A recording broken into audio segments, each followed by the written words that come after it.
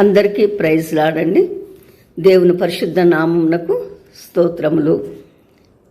ఈ దినము మనకు దేవుడిచ్చిన వాగ్దానము బారూకు గ్రంథం 3వ అధ్యాయం 1-2. సర్వశక్తిమంతుడవును ఇశ్రాయేలు దేవుడవనైన ప్రభు, మేము సంతాపంతోనూ నిస్పృహతోనూ నీకు మొరపెట్టుచున్నాము. మేము నీకు ద్రోహముగా పాపం చేసితిమి. నీవు మా వేడుకను ఆలించి మాపై కరుణ చూపుము. ఆమేన్. ఈ దినము వాగ్దానం ఏంటంటే, ప్రభు మనకి ఆనాడు నినివే పట్టణస్తులు ఏ విధంగానైతే పాపం చేసినారో, దేవుని కోపానికి దేవుని ఉగ్రతకు గురైపోయినారో, వాళ్ళ గురించి వాళ్ళని తెలుసుకోలేని స్థితిలో ఉన్నప్పుడు అప్పుడు దేవుడే కనికరించి యోనా ప్రవక్తను వాళ్ళ దగ్గర పంపించి వారు చేసిన తప్పిదముల కొరకు క్షమాపణ కోరమని, ఉపవాసం ఉండమని దేవుడు చెప్పి పంపినప్పుడు అప్పుడు వాళ్ళు రాజు దగ్గర నుంచి మరి కొట్టంలో ఉన్న పశువుల వరకు కూడా మొత్తం గోనె దాల్చుకొని బూట చల్లుకొని ఉపవాసం ఉండి కన్నీరు గార్చి వారు చేసిన తప్పిదముల కొరకు వాళ్ళు పశ్చాత్తపడినప్పుడు అప్పుడు దేవుని ఉగ్రత వారి నుంచి తొలగిపోయింది.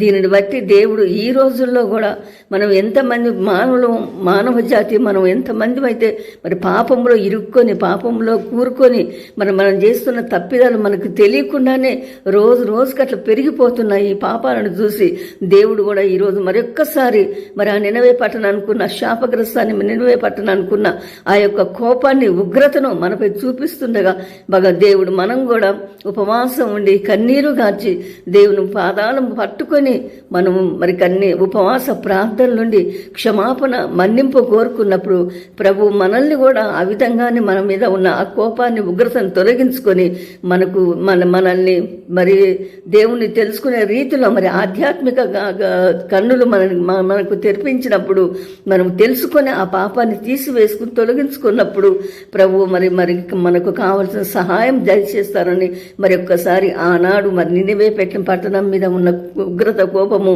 మరి ఈ రోజుల్లో ఏ బిడ్డల మీద మనైతే మరి ఆ పాపంలో ఉన్న బిడ్డలపై మరి ఆ యొక్క ఆయన ఉగ్రత ఉండదో అది తొలగిస్తానని చెప్పి దేవుడు ఈరోజు వాక్యం ద్వారా మనతో మాట్లాడినందుకు దేవునికి వందనాలు స్తోత్రాలు చెల్లించుకుంటున్నాం. ఆమేన్. ప్రార్థన చేసుకుందాం. పరిశుద్ధమైన తండ్రి, గొప్ప దేవానికి వందనాలు స్తోత్రాలు చెల్లించుకుంటున్నాము నాయన.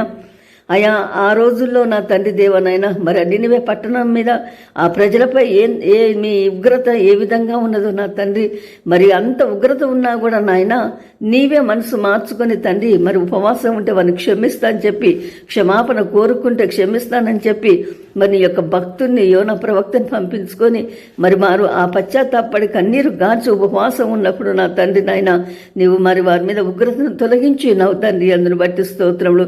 అయా ఈ అంత్య దినాలలో చివరి దినాలలో కూడా నాయన మానవులు మోసపూరితమైన మరి హృదయాలతో ఉంటూ ప్రభు ఆ పాపం అంటే అసలు లెక్క చేయకుండా ప్రభువా నా తండ్రి నాయన అయా మరి జీవిస్తున్న ఈ కాలంలో కూడా ప్రభువా నాయన ఏ బిడ్డైతే తప్పిదములు పాపములు పడి ఉన్నారు, శాపానికి గురైతున్నారు ప్రభువ, వారందరిపై కరుణ చూపినైనా కృప చూపి నా తండ్రి నైనా వారికి ఆత్మీయ నేత్రాలను తెరిపించి వాళ్ళు కూడా క్షమాపణ కోరుకొని మన్నింపును కోరుకొని ఆ పాపాన్ని విడిచిపెట్టడానికి కావాల్సిన సహాయం దయచేయమని మా ప్రభు అయిన మా రక్షకుడైన యేసు ప్రభు నామములో అడిగి వేడు